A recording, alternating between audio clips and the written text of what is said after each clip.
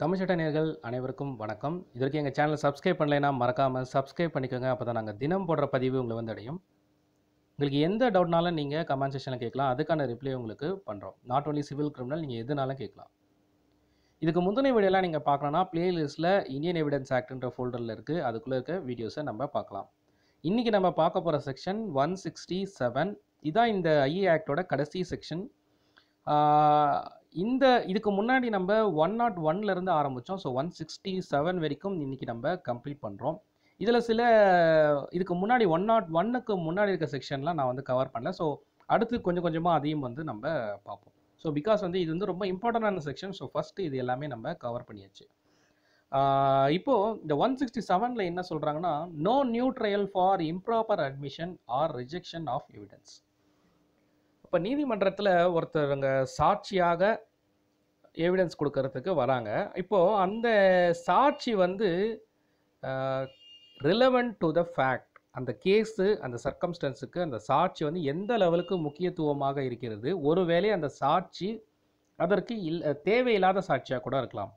இப்போது ஒரு சாட்சியை டைரெக்டாக கொண்டு வந்து நம்ம நிறுத்தி அந்த கேஸுக்கு இவர் தான் சாட்சின்னு சொல்லி நம்ம எடுத்த உடனே அவரை ஆர்கியூமெண்ட்டுக்கோ இல்லை ட்ரையலில் எவிடன்ஸாக நிற்க வச்சு கேள்வி கேட்க முடியாது. பிகாஸ் எந்த சாட்சியை கொண்டு வரனாலும் இப்போது முதல்ல எஃப்ஐஆரில் ஆரம்பித்து அந்த சாட்சி வந்து அங்கேயே ஸ்டேட்மெண்ட்டை கொடுத்து கன்ஃபெஷனில் இருந்து ப்ராசிக்யூஷன் சைடில் வந்து அப்போத்துலேருந்து இருக்கிற சாட்சி ஒரு பக்கம், அட்வர்ஸ் பார்ட்டி அக்யூஸ்டு வந்து சாட்சியாக கொண்டு வரது ஒரு பக்கம். இது இல்லாமல் டியூரிங் த ஸ்டேஜஸில் இல்லாத சாட்சி புதுசாக ஒரு சாட்சி வந்து உள்ளே வராங்க. அப்போது எந்த சாட்சியாக இருந்தாலும் இப்போ புதுசாக உள்ளே வரும்போது நீதிமன்றத்தில் அட்மிசபிள் பண்ணணும். அப்போ தான் வந்து அந்த சாட்சியை வந்து உள்ளேயே கொண்டு வர முடியும் கேஸுக்கு. அதுக்கப்புறம் தான் அந்த ட்ரையலுக்குள்ளே அவரை வந்து கேள்வி கேட்க முடியும். இந்த மாதிரி ஒரு சூழ்நிலையில் சாட்சியை இப்போது இதுதான் சாட்சின்னு சொல்லி நான் வந்து டிஃபென்ஸ் அட்வொகேட் என்னோட வழக்குக்காக நான் ஒருத்தரை வந்து சாட்சியாக கொண்டு போய் நிறுத்துகிறேன். பிகாஸ் வந்து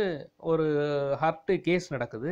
அந்த கேஸில் வந்து ஆப்போசிட் பார்ட்டிஸ் வர்றாங்க, என்னை வந்து இவரை தான் தாக்கினாருன்னு சொல்கிறாங்க. அது இல்லை, வேற ஒரு நபர் சொல்லி நான் கொண்டு வர சாட்சி வந்து அதற்கான எவிடன்ஸ் கொடுக்குறாரு.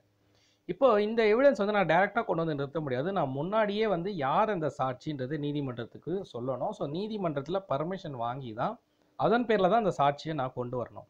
இப்போது அந்த சாட்சியை நான் கொண்டு வரும்போது நீதிமன்றமும் அந்த சாட்சியை அட்மிசபிள் பண்ணுறாங்க. ஒரு வேளை இம்ப்ராப்பர் அந்த சாட்சி அதுக்கு தேவையே இல்லாத சாட்சி இல்லை தவறான சாட்சி, நீதிமன்றம் தவறுதலாக அவரை வந்து பிகாஸ் வந்து ஒருத்தரை பார்க்கும்போது அந்த யார் என்ன சாட்சின்னு தெரியாது. பட் அந்த கேஸோட அவர் கொடுக்குற பதிலும் அந்த ஃபேக்டும் ரிலவெண்ட்டாக இருக்கான்றதை பார்க்குறாங்க. அப்படி இருக்கும்போது தான் அந்த சாட்சி வந்து அட்மிசபிளாக நாட் அட்மிசபிளாக அப்படின்றது தெரியும். ஒருவேளை இம்ப்ராப்பர் சாட்சியை கோர்ட் அட்மிசபிள் பண்ணி ட்ரையலுக்கு வந்து நிற்கிறாரு, அவங்கள கேள்வி கேட்குறாங்க. அப்போ அது போதுமான உண்மையான சாட்சியாக இல்லை, ஒரு டியூட்டட் சாட்சியோ இல்லை பிரைப் சாட்சியாகவோ இருக்குது.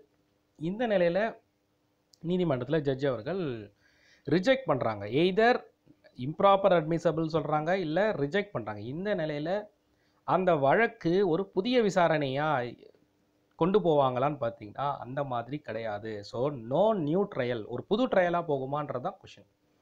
அந்த மாதிரி ஒரு தவறான ஒரு improper admissible or rejection of evidence சாட்சியாக வரும்போது ஒருவேளை இதுக்கு வந்து நியூவாக ஒரு ட்ரையலை வந்து கொண்டு போவாங்களா, அந்த மாதிரி ஒரு கேள்வி கேட்குறீங்கன்னு சொன்னால் ஸோ அந்த மாதிரி கிடையாதுன்றது தான் இதில் சொல்கிறாங்க. No new trial for improper admission or rejection of evidence.